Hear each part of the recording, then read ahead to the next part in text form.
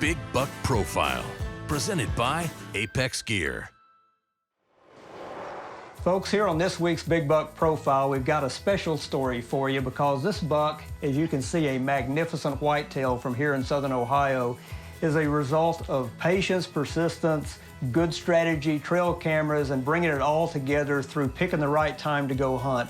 My buddy Chad McCoy here from Real McCoy Outdoors in Adams County, Ohio, shot this monster buck several seasons ago, and it is a colossal whitetail, as you can see. Look at this giant frame, 28, 29-inch main beam, super wide, great tines, massive and long, well-matched brow tines, some cool points back here that actually hurt the net score, but he's still a Boone and Crockett buck.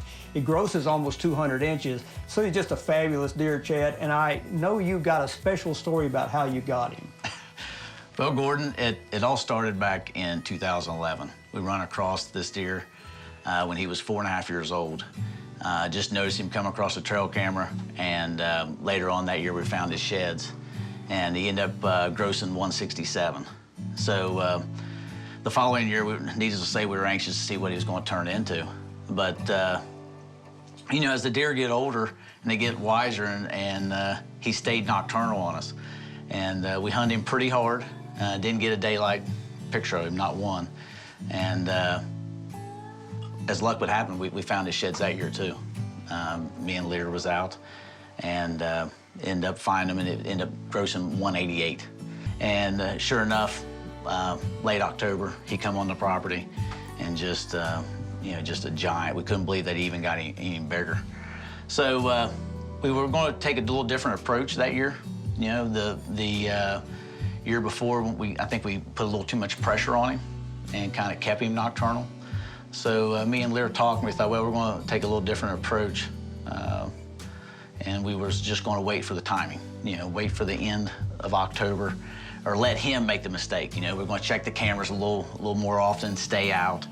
And as luck would have it, it was October 30th. Lear called and said, hey, he said, you won't believe this. He said, you know, yesterday he showed up in daylight.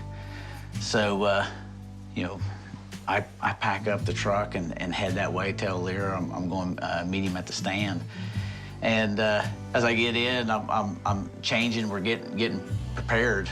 I didn't have all my hunting stuff, you know. I just took my son a few days ago, and I had some of his hunting clothes in there mixed with mine, and as we're getting into the tree stand, me and Lear's kind of laughing, you know, we're like, well, this is how it happens, you know. It never is textbook, you know. So we're climbing up in the stand, and we went there a half hour, Gordon, and sure enough, 100 yards behind me, you know, he was hitting a scrape line and come across a wide ridge that we were setting on, and about a 15-yard shot, and it just worked out.